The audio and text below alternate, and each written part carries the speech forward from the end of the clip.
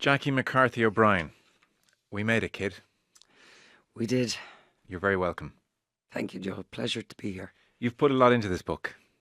Oh, my heart and soul is in it. You know, it's I know there's a cliche that people go, oh, if it resonates with one person, but for me, that book was written foremost for me. Just to be able to look back on the journey, to put things to bed, to finally have my story on paper and go, you know, here's to the next chapter. Just to let it go and heal. Yeah. Because what I knew about you before reading the book was that you'd played for the Republic of Ireland and the rugby team.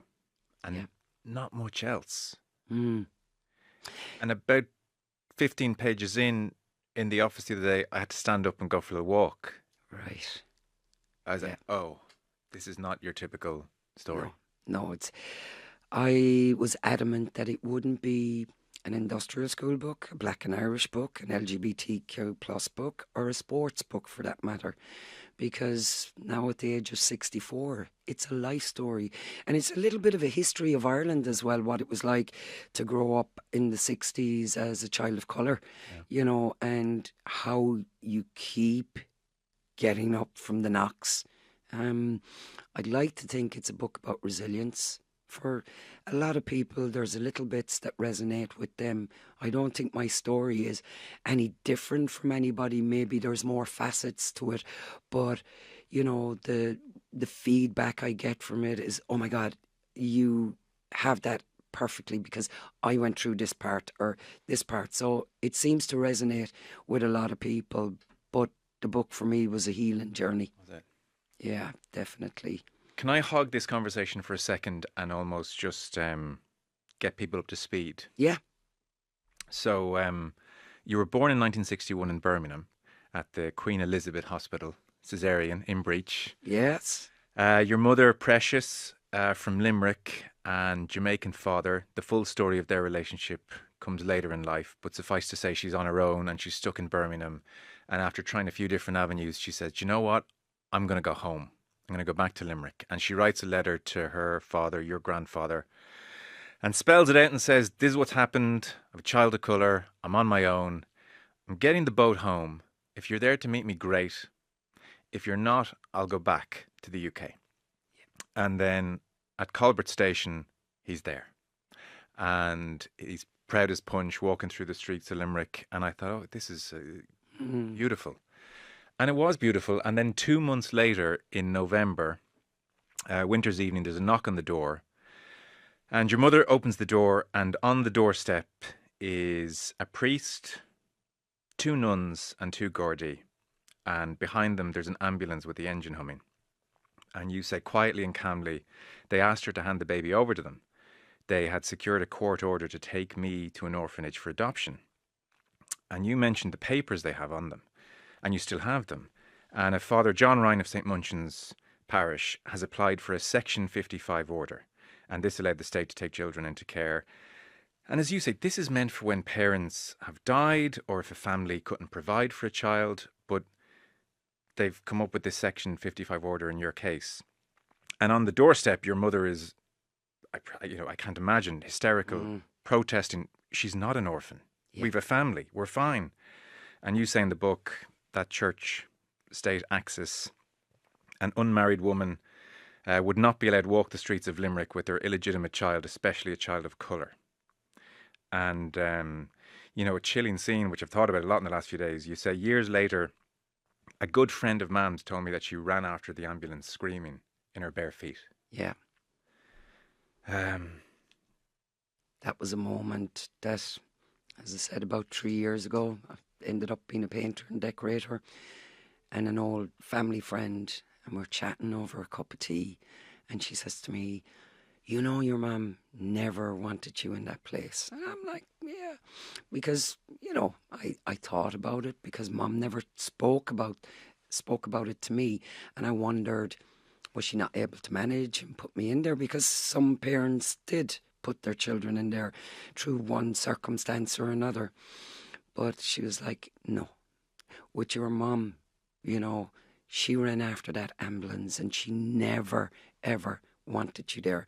And I remember thinking that makes so much sense, because Mum on occasion would catch my face in it with her hands and go, you know, I've always loved you. No matter what, I fought tooth and nail for you. And listening to that story into my 50s and odd, I had a moment where, for me, it came back to think of my mum running barefoot after an ambulance. Now that I'm a mother, I couldn't imagine any of my children being taken from me, and what it was like for Mum to come from Birmingham to Limerick thinking I'd be safe, but yet here's the worst possible scenario for her. And it really broke my heart to think of that, because I think for the first time I could visualise that and what it must have been, and I could feel it as a mother. So it was a hard moment, and there were the hard parts of writing the book to bring that up again, Only the blink of an eye ago, really, in terms of the lifespan of a state, I suppose. But it's like, it's dystopian, I'm sure your children and your grandkids, when they're old enough to understand this, will just not be able to comprehend that this actually is allowed to happen.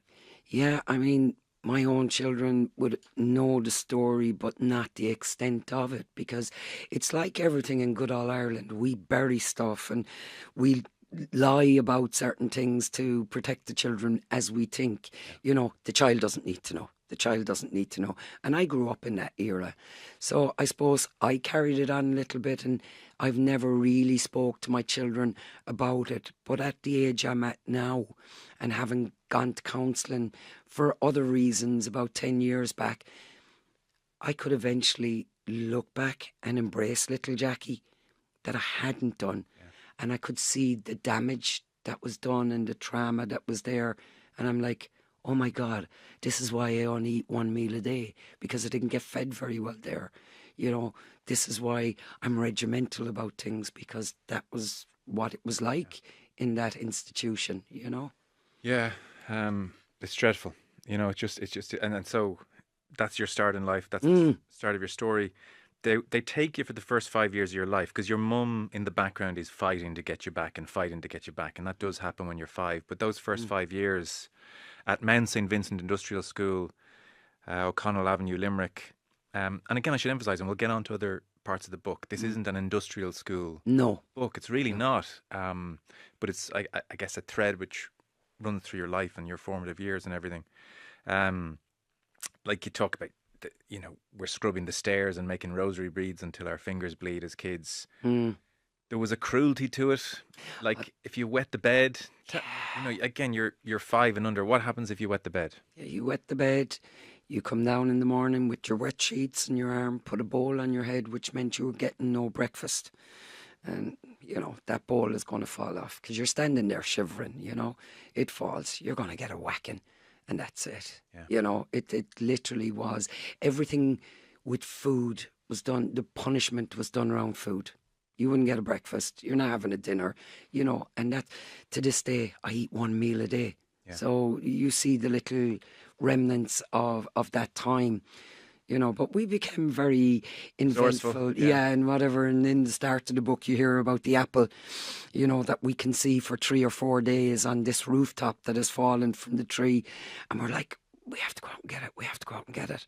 We're only tiny kids. Yeah. We open that window, go out and fall through the roof, because it's only like a perspex, But the punishment again, because you're starving for that apple, is like, it's manna from heaven, and you just want the bloody apple. Yeah. And again, the punishment. You and Lillian. Yes. Both bedwetters come up with your little resourceful plan. We did. As 4-year-olds. But yes. What did you cook up? Well, what we did was we slept in one another's bed every second night or whatever. So there'd be one bed dry, one bed wet, because we were both wet in the bed. One of us would get a breakfast one morning and the other would get it another morning. Because, let's face it, we wet the bed every day. Yeah. You weren't going to get a breakfast. So, yeah, little 3 and 4-year-olds coming up with. But like you grow up very quick in the mount. Very, very quickly. You're going to school from the youngest age. They don't want to be looking after a tiny kid, teaching you this, teaching you that. You just were like a conveyor belt. And after school, that was it. So you just became very, very clever.